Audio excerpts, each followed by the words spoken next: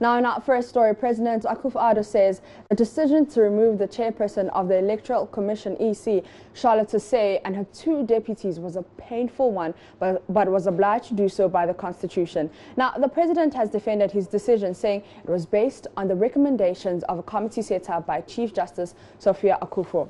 And speaking on the issue for the first time at a town hall meeting with Ghanaian residents in Nouakchott, Mauritania, President Akufo-Addo said he acted within the law in removing Mrs. Osei, Amadou Sule, and Georgina Opoku Amankwa.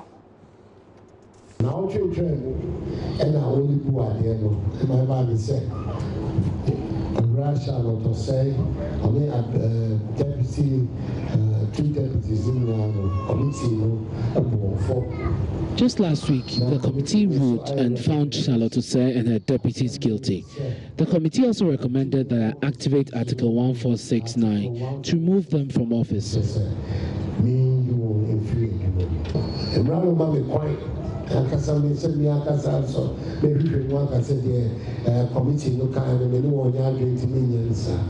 I have no right to disagree nor fail to implement the committee's recommendation.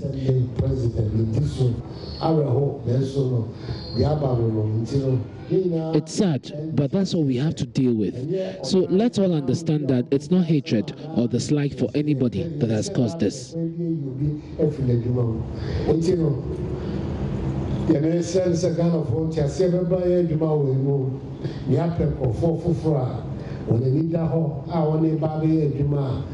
It's my prayer that there will be understanding amongst us as Ghanaians, so that we can get people who work diligently, not for NDC or for the MPP, but for Ghana and the people. That is what we want for the Electoral Commission.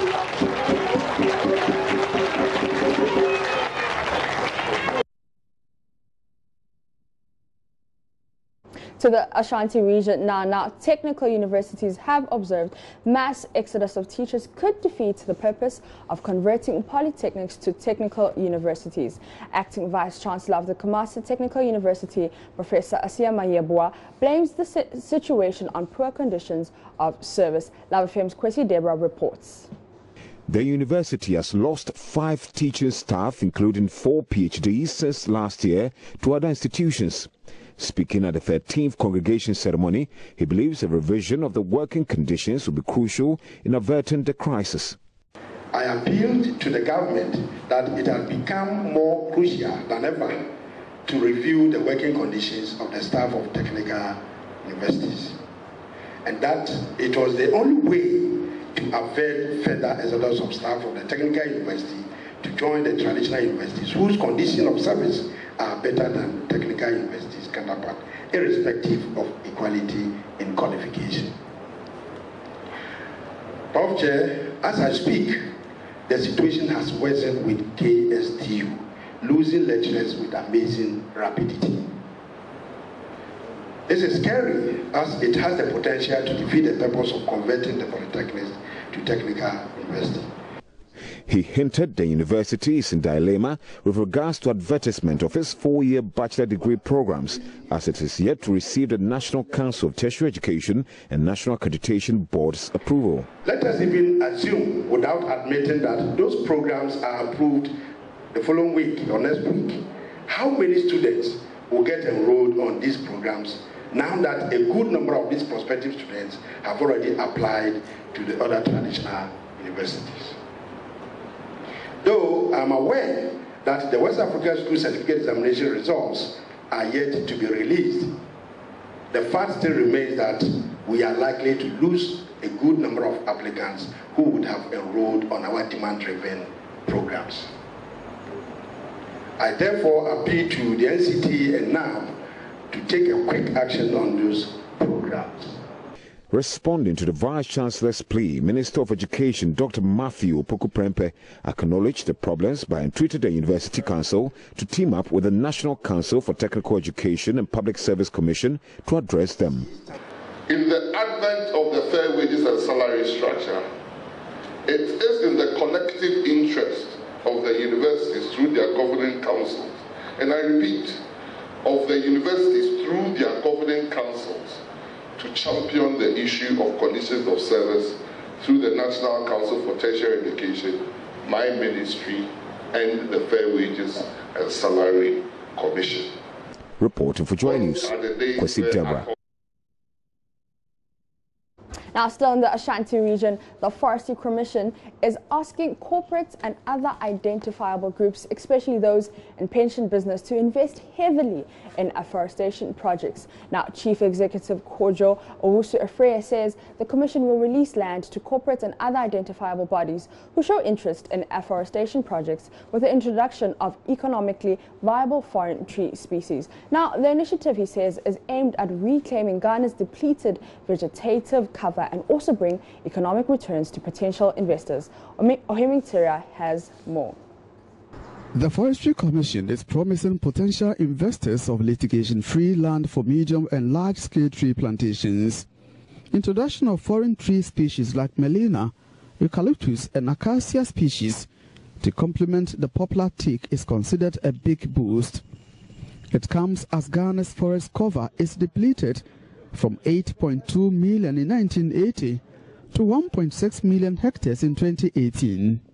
Mr. Osafriye says such partnership provide opportunity for mutual benefits for both government and the private sector. An average teak plantation, for instance, takes between 10 and 20 years to be ready for harvest. A 256-hectare teak plantation can fetch at least $20 million in 10 years. Mr. Osafriye warns corporate Ghana, especially the Ghana National Association of Teachers, NAT, and private sector in general to explore the huge potential. What private sector can do is that, first of all, if they are interested in the afforestation program, we have the land that is free from encumbrances. So we can give them some of the large hectares of land that they need in order to cultivate. Indeed, there's no point just planting or cultivating just 5 acres or 10 acres or 20 acres. You need large tracts of land in order to get the maximum benefit that you need to drive. And so we want the private sector to inject some of the capital that they have into the afforestation programs. But beyond that, the pensions, we collect a lot of pension money from workers. And when you start work at, say, 21, you start putting in some money towards your retirement benefit. All these monies, there are people who are next 20 years or 30 years or 40 years to retire. Some are 50 years. So if some of the monies are invested in the afforestation, I think that the pension authorities would even stand to benefit more than the investment that they put elsewhere. Which is why workers are not benefiting immensely from their contribution. Mr. Osafriye made the appeal when he led officials of the Forestry Commission and its board members to inspect a 6,000-hectare plantation by Maro Forestry Company at Kumawu and Agogo. The company, which employs over 700 locals, specializes in growing tree species for plywood, transmission poles, and biomass charcoal. Meanwhile, Deputy Chief Executive John Alote is hopeful the Commission will attract the needed investment for its activities. One of our key goals is to be able to attract investment into areas like the zoo and some of the parks that we have. We also want to attract investment into the development of plantations. These are areas that we are going to enter into public-private partnerships, and then we will be putting before the board some of these documents for approval. And then it will be best if the board has a first-hand idea and information about what is happening on the... From Kumasi, for JoyNews, Ohemi Tira reporting. To the Upper West region now, where senior citizens in the Wa municipality of the Upper West region have expressed worry about the delay in the payment of their monthly pension by the Controller and Accountant General Department. Now, the pensioners say they always travel long distances for the money, only to be told that the salaries are not in yet. Rafiq Salam reports. So all senior citizens in the Wa municipality gathered at the forecourt of the Presidential Lodge to celebrate their day. It was on the sidelines of this ceremony that they appealed to the government to help deal with the issue of delay in the payment of their menstrual pension.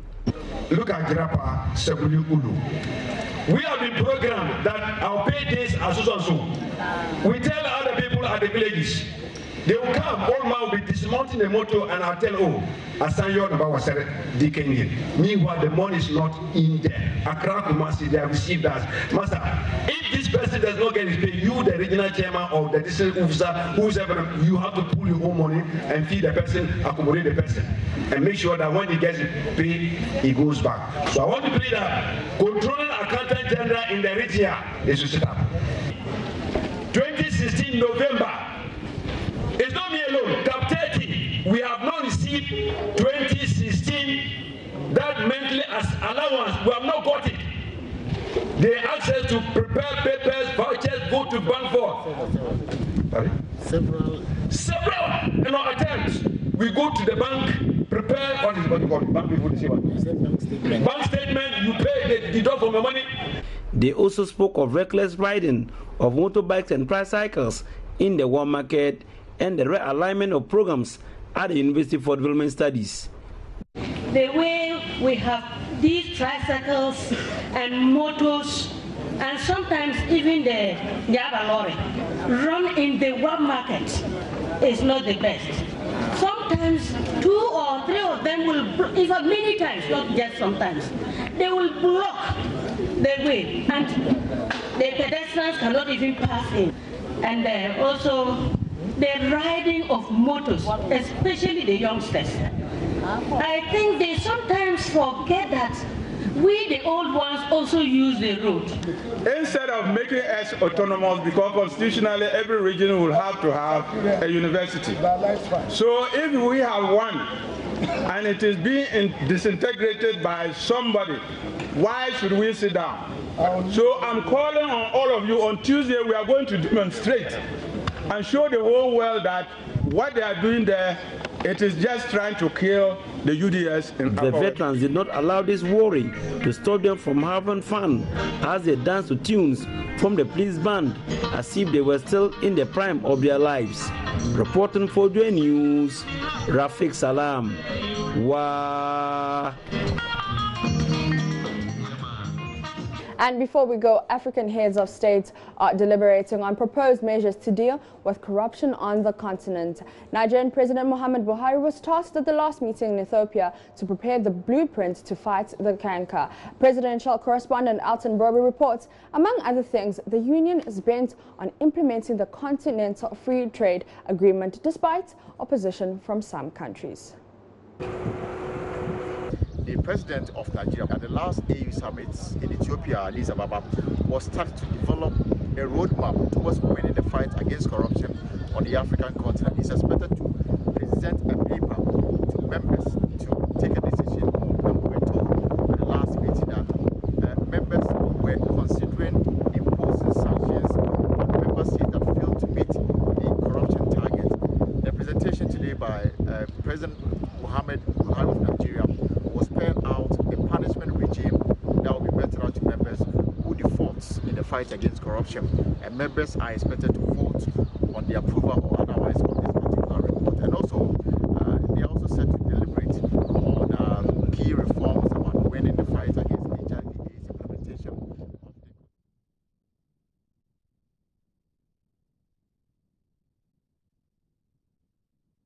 Now, that's it for AM News. Roland, what's up? Yeah, we're good. You know that the Harmonious Choral, they are participating in the first time we're going to have the World Choir Games in Africa. It's taking place in your country, South Africa. Yeah, so if you could buy me a ticket and I could go represent there, definitely, you know. Accommodation is already sorted for me. All you need to worry about is a ticket. Great, great. It will be sorted out. What if you go and you don't come back? Oh, no, I will. I mean, like... You see your family. I want to see you, you know, so I'll come back just to see your face. Yeah, that'll be great. That'll be great. Yeah. We'll see how that goes, but we can work that out, you know. Okay. All these things could be worked out. You know, one of those things that are always done. But you also know that the National Science and Maths Quiz is on. We're going to bring to you once again the parents for today's event, and I think they're in the semi-final stage. Yes. And so we're going to bring you the schools very soon. They'll be on your screens very soon right now, and you'll see the parents. We have Infantipim School, Ghana National College at Isadel. They will be staging their contest at 10 a.m., 1 p.m. We're going to have Mali School, Keta Secondary School. We're going to have St. Peter's Secondary School, and West Africa Secondary School, Krobo Girls Secondary School, and Prempeh College. And we're also going to have a conversation about money, my second favorite thing in the world. I saw you singing about money. It's about money. Yeah. It's all about the you know, it's about the ching-ching, the dollars, the CDs, the Nairas, the rands, the everything. We just want them, I just want them in my wallets. Yeah, and it's premised on the fact that at the beginning of the year, we try to educate our viewers and ourselves about how we can put our finances in check. We want to know halfway into the year whether we've been able to do something. Yes. All right, so stay tuned for all of that, and remember to get interactive with us on Facebook and Twitter. We are JoyNews on TV. You can also watch us on YouTube. We are My Joy Online TV, so just keep on watching. We'll be right back.